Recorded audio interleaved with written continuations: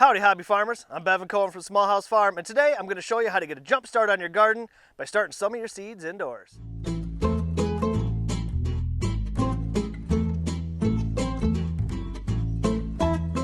Now here at Small House Farm, we are a small scale operation, so the tips and tricks I'm going to show you today, you can apply to your growing scenario no matter how big or how small your farm is. You can certainly buy your plant starts from your local greenhouse or your farmer's market. There's absolutely nothing wrong with that. But one of the benefits of starting your own seeds at home is the selection.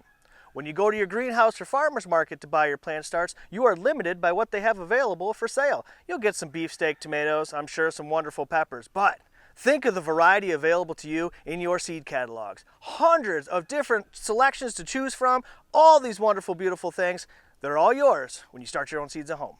There are so many wonderful places that we can choose to get our seeds from. Obviously online, if we Google, we can find a number of different seed companies. Flipping through seed catalogs in the wintertime is one of my favorite activities. Gives us a lot of time to dream, plan out our gardens. We can visit our local garden centers, most certainly. I'm going to suggest a couple of options to you that are just near and dear to my heart. Number one, find a local seed company. Small scale local producers right in your area that are making seeds. These are usually mom and pop shops, very small operations, but they are producing localized seed, and that's going to perform the best in your gardens.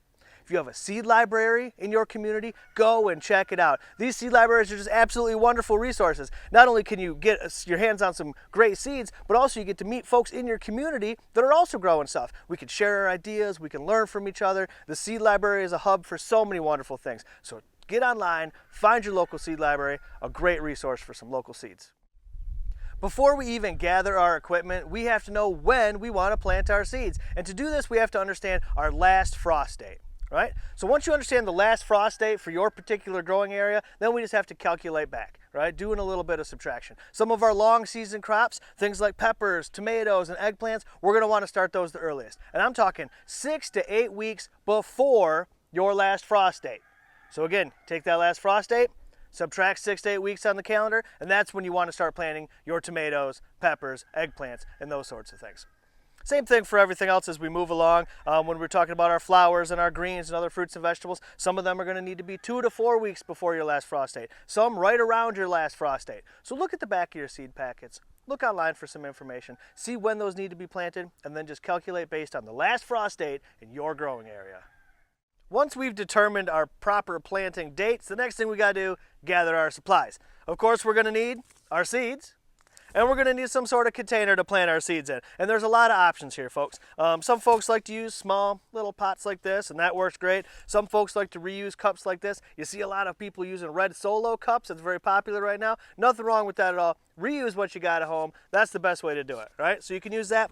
I like to use these seed starting trays. These are really, really nice. They've got these individual cells, as you can see here. You can load up a bunch. I could get a lot of seeds started right here. And they come with this great humidity dome. Creates a little mini greenhouse right here. Once we get our seeds started, this is going to create the perfect environment to get our seeds going. Now, when we're working with warm weather crops like tomatoes, peppers, and eggplants, again, remember these are the ones that we're planting the earliest, 6 to 8 weeks before our last frost date. We need to get some heat onto these seeds. They're going to germinate best at temperatures 75 degrees Fahrenheit and higher. To achieve these temperatures, we're going to need a heat mat of some sort. You can certainly purchase a commercial heat mat, just like the one you see here. If you don't have that, that's okay. You could use an old-fashioned heating pad if you have one of those. You could put your seeds on a radiator, another heat source in your home, on top of your refrigerator. Generates quite a bit of heat, certainly enough heat to get your seeds sprouted. Use what you've got, most certainly.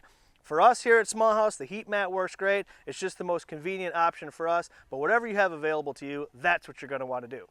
The next thing we need to consider is our soil, right? What kind of medium do we want to use to plant our seeds in? And there's a lot of different options here. I like to purchase a pre-made seed starting mix. That's just easiest for me. That's what I want to do. If you're mixing your own seed starting mix at home, that's great. But we want to make sure that we're using something nice and light and a little bit airy. And this way those little baby sprouts can break free. We don't want really heavy, clumpy soil. If you don't have a humidity dome like this one, no worries at all. You can actually use some plastic film wrap right over top of the pots to cover it up. It's going to create that same greenhouse effect. It's going to work just the same. And that's probably something you already have at home. You don't need to go and purchase it. Another thing that you're going to want to consider is your water source. How are you going to water your seedlings? And there's a lot of different options here. I find the easiest, one of these pump sprayers, just like this. Now, this is an investment that you're going to have to go and purchase, but definitely worth the cost. Another side tip is if you're able to, once your plants get established, you're going to want to take this dome off. Too much heat and moisture in there is not going to be good for the plants. It's going to encourage fungal growth and things. We don't want that. We need airflow. Once your plants are growing, we need that airflow. It's very important for them. And if we can, we want to water from underneath, not from above. Water from underneath. This is going to encourage stronger roots. The roots are going to grow deeper down into the pots to find that water. If we just continue to water from the top, we're going to have very shallow root growth. We're going to have weaker plants. We also need to consider how we're going to label our plants. Labeling is very important. Baby tomato plants all look the same to me, so I need to label them to make sure I know which variety is which for when I put them out into the garden later.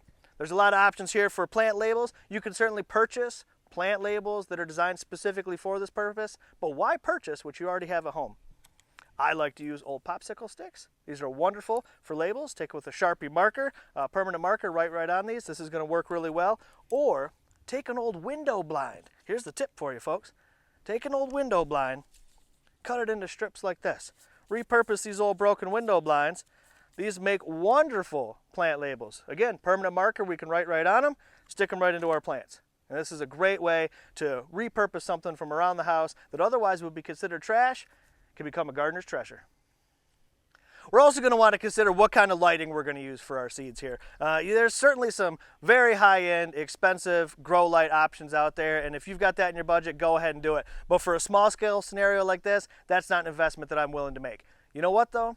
Your typical shop light is going to be all that we need. And you could buy bulbs for that have the exact same spectrum of lighting as the good old sunshine. So that's what we're going to want to get. Get those grow lights, set them up over your seedlings here. Now, you're going to want to keep your lights about 2 to 3 inches above the soil, and as the plants grow, you'll raise your lights up to keep them about 2 to 3 inches above the plants. That's to make sure that they're going to get all the light that they need to grow a nice sturdy stem. We don't want thin, leggy, weak plants.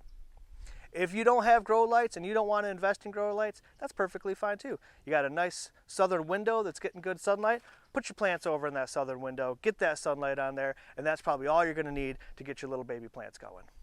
All right, well, let's go ahead and get planting. We're going to plant some eggplant and pepper seeds, I think, to get started. These, again, like we talked about, require a longer season, so we want to get them started right away. The first thing that I'm going to do is pre-moisten my seed starting mix. This coconut core is quite dry, and by moistening it, getting it wet before we work with it, it's just going to make it a lot easier to work with. Then we're going to want to load up our planting cells here. What I like to do is take another planting cell that's of the same size and use it to just tamp this down. Really pack that soil in there tight. It's very important that we have good seed to soil contact. There we go. Once we have that, we're going to take a tool known as a dibble, if you got one. I just use an old pencil or pen, something like this. And we're going to make little holes in the cells where we're going to drop our little seeds in. As far as planting depth goes, what we want to consider is the size of the seed that we're planting. We want our seed to be planted at a depth at approximately 1.5 times the size of the width of the seed. 1.5 times the size of the width of the seed. So when we're dealing with small seeds like peppers and eggplants, that's not very deep at all. One in each hole.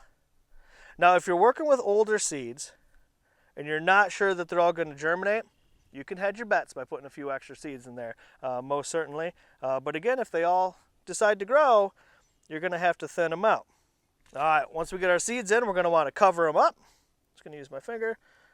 We're going to want to water them now with a fine mist, right? If you've got one of these pump sprayers like we talked about, you're going to want to set it to a nice fine mist. We don't want to just blast these things with a heavy blast of water. We're going to knock the seeds right out of the container. So a nice fine mist. Get them good and moist.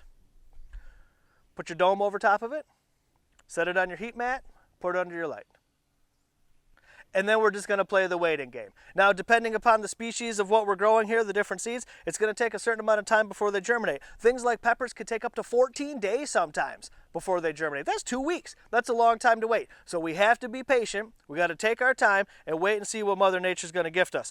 But in the meantime, we got to make sure that we keep these things moist, right? Once your trays are mostly sprouted, we're going to want to prop that dome up, right? Get some airflow in there for those plants. We don't want to stifle them in all that humidity. Once your last frost date has passed and everything starts to warm up again and you've reached the soil temperatures that you need for those particular plants, it's time to transplant these little babies out into your garden.